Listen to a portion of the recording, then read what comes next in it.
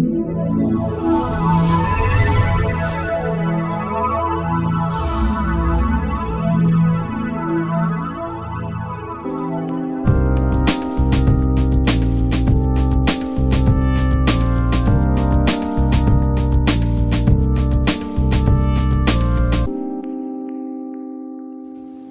you very much, Heike, and also thank you very much, Jan Priebe, for organizing this session.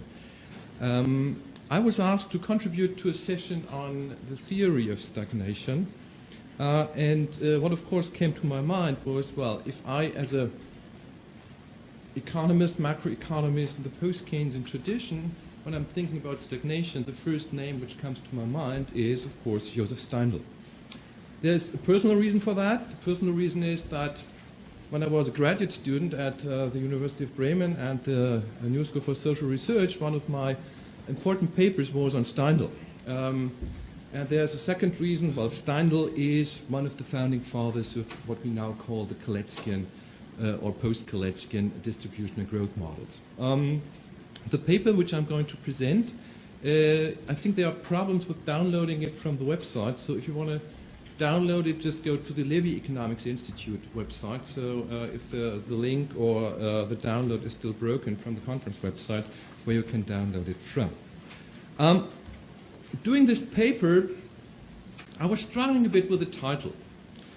Some of you might be reminded by my subtitle of Steindl After Summers of a title of an important and prominent book by Ian Steedman, Marx After Sraffa. Now, Steedman's book was, well, we have to reinterpret it, Marx After Sraffa. I will not come to this conclusion. I will not argue at the end that we will have to reinterpret Steindl after Summers. I will rather argue that Steindl will provide us with a much richer theoretical foundation in order to interpret, in order to get hold of the current tendencies towards stagnation. And in contrast to what in the popular or the mainstream debate we now call secular stagnation, I will rather argue that stagnation is not an inescapable tendency, but I will argue, based on Steindl, that stagnation is the result of policy and institutional choice. Stagnation is based on what Steindl in 1979 called stagnation policy. Well, that's the structure of the paper and also of the presentation. So I will first say a few words on the current debate on secular stagnation, so in a sense pick up where Professor Bakos stopped, and will in particular focus on the shortcomings of the current debate. Then I will introduce you, or will review Steindl's maturity and stagnation approach, and I will do this with the help of a little small model in order to derive the main causes or potential causes for secular stagnation or for stagnation within a Steindl approach. The major part of my presentation will then deal with the role of institutions and policies, and I will ask, just reading it, I will address the question why stagnation did not materialize in the 50s and 60s as expected by Steindl when writing his publishing his 1952 book, but has become more likely since the 1980s and maybe even more so after the Great Recession. At the end, I will also draw some broad economic policy implications, although the policy implications and the policy alternatives are supposed to be discussed in the third panel on Saturday. Okay, let's start. The current debate on secular stagnation and its shortcomings. Oops, sorry, this was the wrong direction. I'm just reading two quotes. The first one is from Summers, who started the most recent debate by in a presentation to the IMF Economic Forum, and this quote is from a paper published in 2014, where he says the trend in growth can be adversely affected over the longer term by what happens in the business cycle. Fine. What exactly does this mean? And here I think Toiling and Baldwin, in their nice book, have summarized the current state of debate in 3 points, when arguing that a fairly strong consensus has emerged on 3 points. First, a workable definition of secular stagnation is that negative real interest rates are needed to equate saving and investment with full employment. Second, the key worry is that secular stagnation makes it much harder to achieve full employment with low inflation and a zero lower bound on policy interest rates. And third, it is too early to know if secular stagnation is more than just old-fashioned slow growth, but economists and policymakers should start thinking hard about what should be done if secular stagnation materializes. The old macroeconomic toolkit is inadequate. I think this is a rather progressive approach. It opens the gate for a debate about how to cope with the current tendencies towards stagnation. What Teunings and Baldwin also provide us with is a nice structure on the main causes of stagnation as seen in the current debate. And they have 3 main groups of causes. So the first group is related to factors affecting long-run potential growth, related to authors like Gordon and others.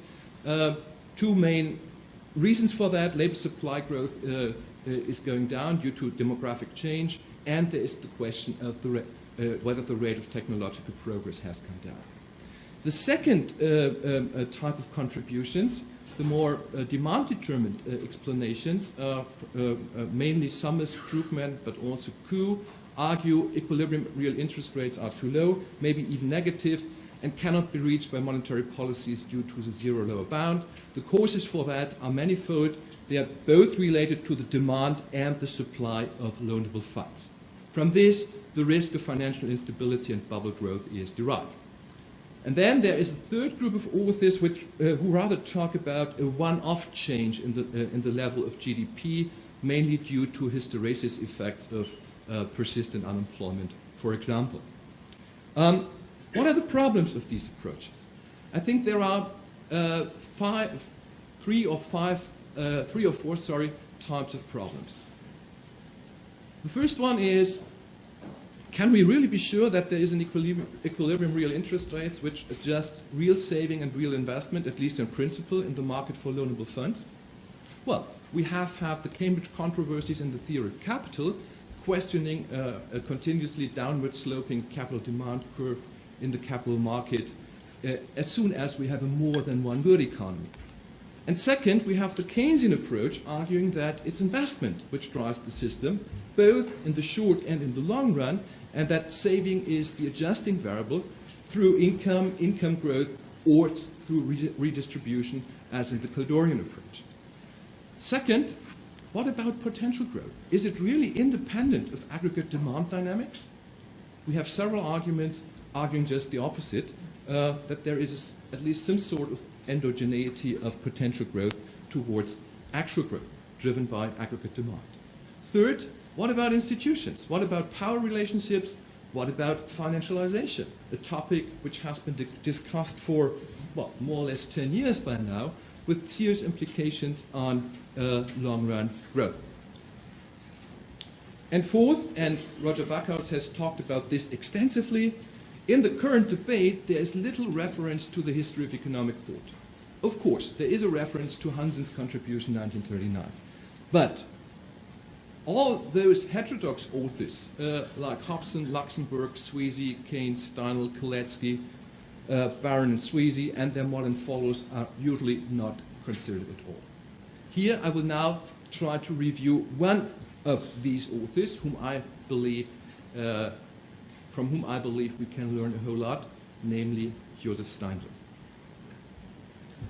Well, let's take a look at Steindl's maturity and stagnation approach, and at Steindl's model of distribution and growth and stagnation, and see what are the principal factors which can be responsible for stagnation. I will do that with the help of a little model which is loosely related to chapter 13 of Steindl's Maturity and Stagnation in American Capitalism, which has been reformulated by Amitabh Dutt, Peter Flaschel, and Peter Scott I will here rely on Dutt's paper in 2005 and will even simplify it a bit more to identify the principal potential causes for stagnation within a Steindlian distribution and growth model. For this, I'm making the usual assumptions. So we have a closed private one-good economy. We have a fixed coefficient production technology, no overhead labor, no depreciation. The technical change is Harrod neutral. In the model, we have three classes. We have rentiers, and we have managers or capitalists, and of course we have workers. There is no labor supply constraint, so we always have some sort of unemployment. And that's most important for Steindl, we have a tendency of the dominance of oligopolistic markets and therefore of active markup pricing of firms. Now, those of you who have dealt a bit with Kalecki and Steindlian distribution and growth models, you will be quite familiar with the few equations which I'm using now. So equation 1 is just a simple pricing equation arguing that firms mark up unit labor costs, and the markup itself might be affected by the financial obligations of the firm, either interest payments or dividend payments. So this is the rho and the gamma in the equation.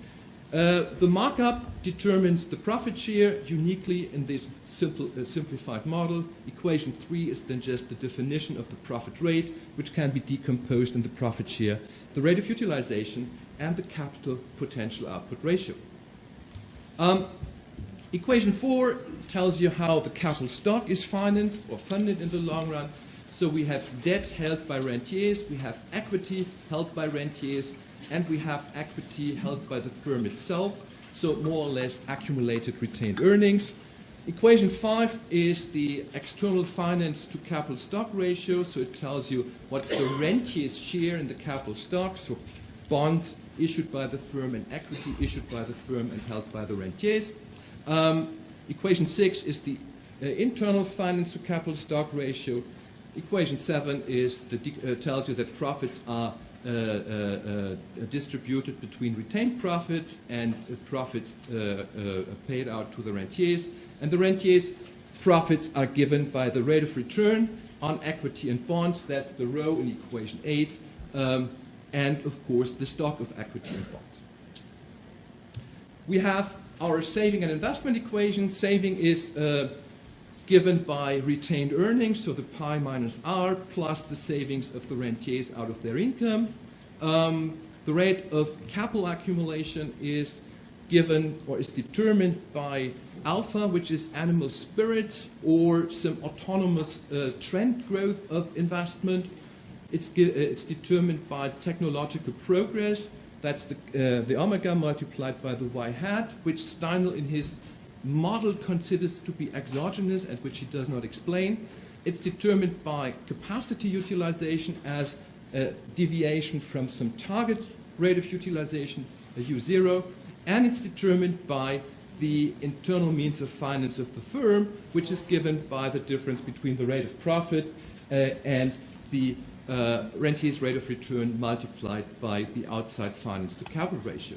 Then we have the equilibrium condition in equation 11 and the stability condition in equation 12.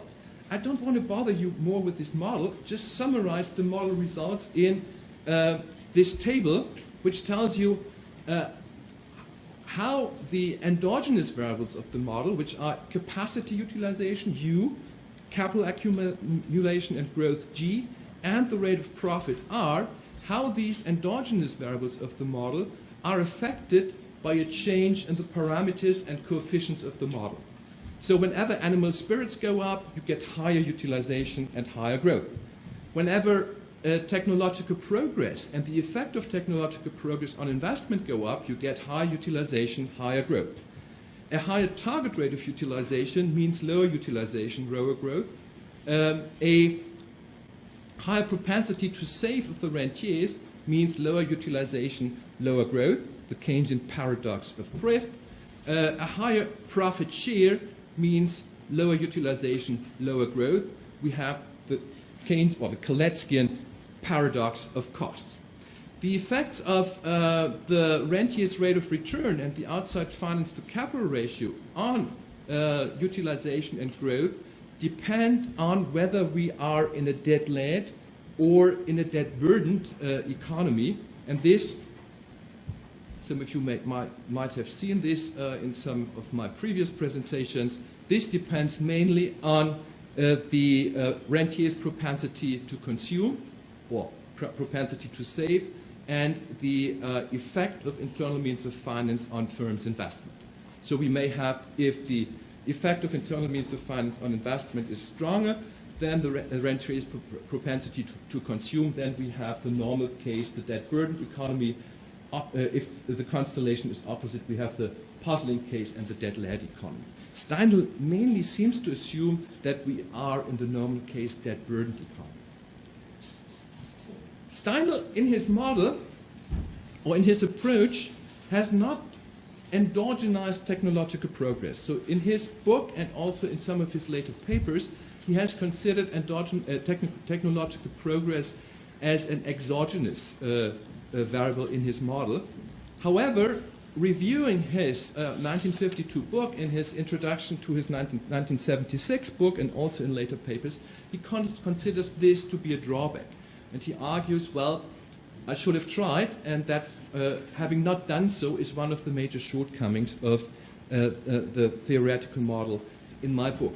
Now, how could he have tried? And we have a rich literature on the determinants of technological progress in the post-Keynesian tradition, starting with Kaldor in particular, and we can add even previous contributions by Marx and by Hicks.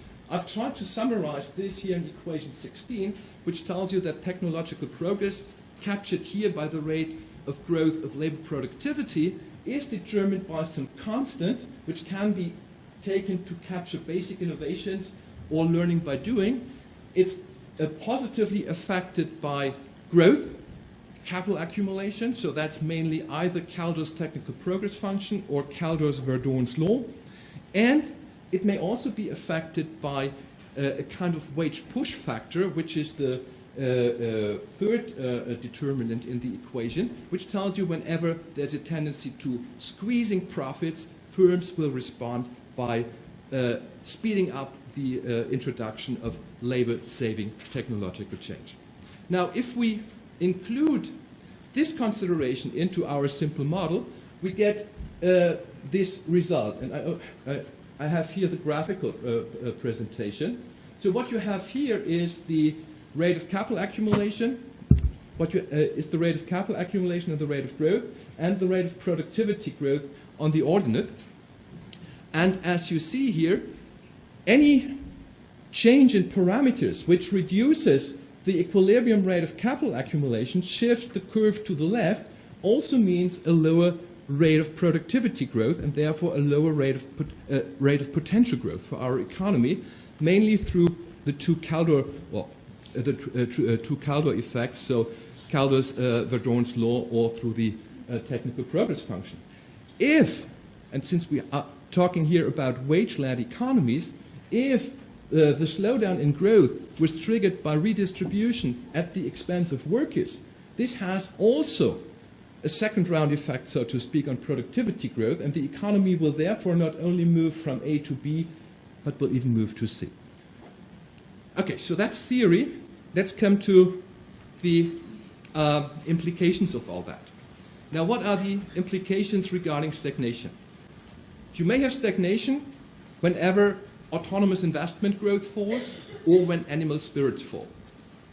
A fall in the rate of productivity enhancing basic innovations driving investment will also contribute to stagnation. A rise in the target rate of capacity utilization, a rise in the rentier's propensity to save, or if we include workers, a rise in the workers' propensity to save, a rise in the profit share, and the effects of the rentier's rate of return and the outside finance to capital ratio will depend on in which regime you are.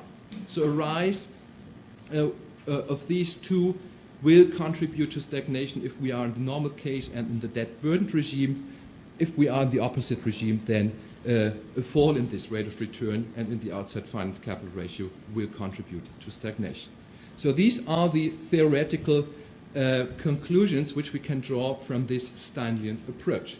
Now let me turn to institutions and policies. Steindl in 1952, of course, expected a tendency towards stagnation of American capitalism. Of course, we all know this didn't come true. Modern capitalism witnessed what is now called a golden age of high growth and full employment.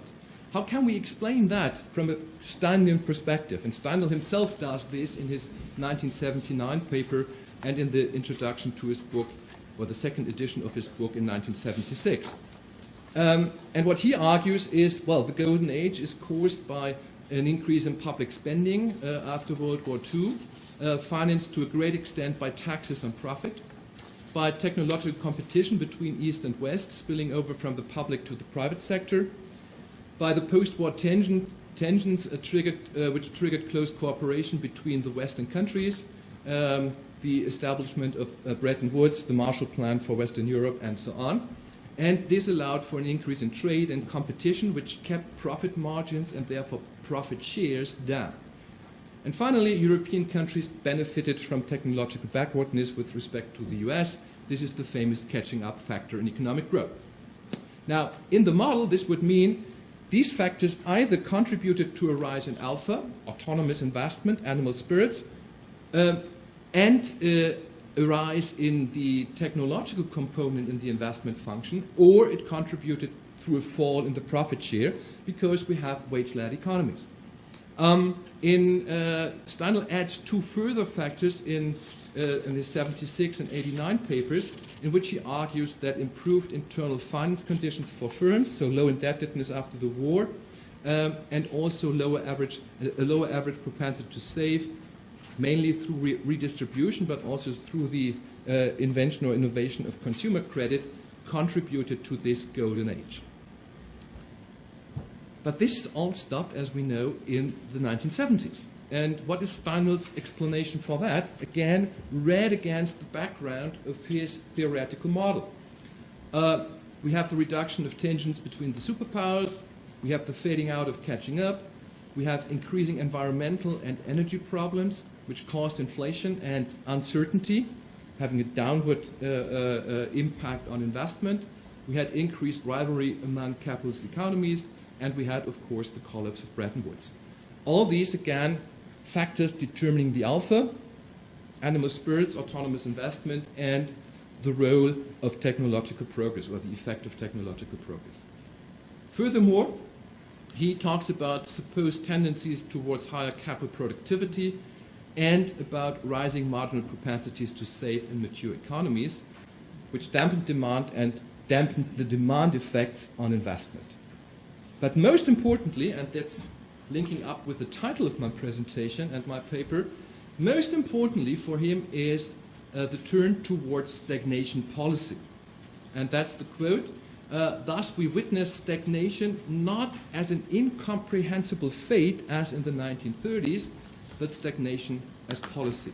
So in other words, policymakers would have known better. That's the difference from the 1930s, but they don't introduce the proper policy measures. And of course, this links back to Kalecki's political aspects of full employment, in which Kalecki's argued, well, the reasons for the opposition of the industrial leaders to full employment achieved by government spending may be subdivided into three categories: the dislike of government interference in the problem of employment as such, the dislike of the direction of government spending, for instance, public investment and subsidizing consumption, and the dislike of social and political change resulting from the maintenance of full employment. Now that's exactly the notion which Steindl applies to his interpretation of the stagnation trends which we've seen in the 1970s and then also in the 1980s. So again, reading this against the background of the Steindlian distribution and growth model, what we have seen is a decrease in alpha, so in autonomous expenditure growth, and in animal spirits, a fall in the technology component in the investment function. We had lower growth enhancing public investment. We had lower investment in R&D in general. of course, the rise in the profit share caused by weakening workers and trade unions and by high interest and higher overhead costs for firms, which push up the markup and therefore the profit share. And we have seen a rise in the household's propensity to save, mainly through rising inequality in the distribution of household incomes, high uncertainty, which then triggered precautionary saving.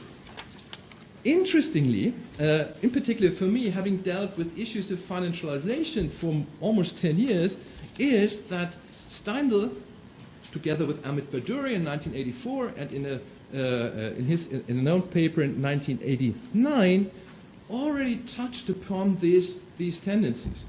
Because with Bhadduri, he argues that we've seen a shift of powers in modern capitalist economies from the non-financial to the financial sector. Again, the collapse of the Bretton Woods system and further changes. And in his 89 paper, 3 years before he passed away, I think, he argues that there has developed a tendency towards financialization of the non-financial firms, which choose financial instead of real investment, which of course had a depressing effect on investment and therefore on growth. Now, and I don't want to bother you with this extensively, these Steindlian ideas have been elaborated on in the work of several authors in the Kalecki and post-Keynesian tradition, working on the effects of financialization. And what we have taken on board are these two channels, which Steindl has already focused on in his contributions in the 1980s. Mainly the redistribution channel. Financialization has contributed or has forced upon the economy a redistribution of income at the expense of labor and low-income households, which depressed income finance consumption demand and therefore contributed to stagnation, and the increasing dominance of finance and shareholder value orientation on investment in the capital stock. What Steindl has not included in his work is the expansionary effects of financialization, mainly providing the conditions for debt finance consumption and providing the conditions for countries running extensive current account deficits and other countries running extensive current account surpluses. As we know, this has led to this constellation before the Great Recession. On the one hand, debt-led consumption boom economies, on the other hand, export-led mercantilist economies, both types of development which have not been sustainable. And of course, it has led to lower potential growth due to the effect or depressing effect of financialization on capital stock growth. Now, the remaining 3 minutes on policy implications. Here it says 28.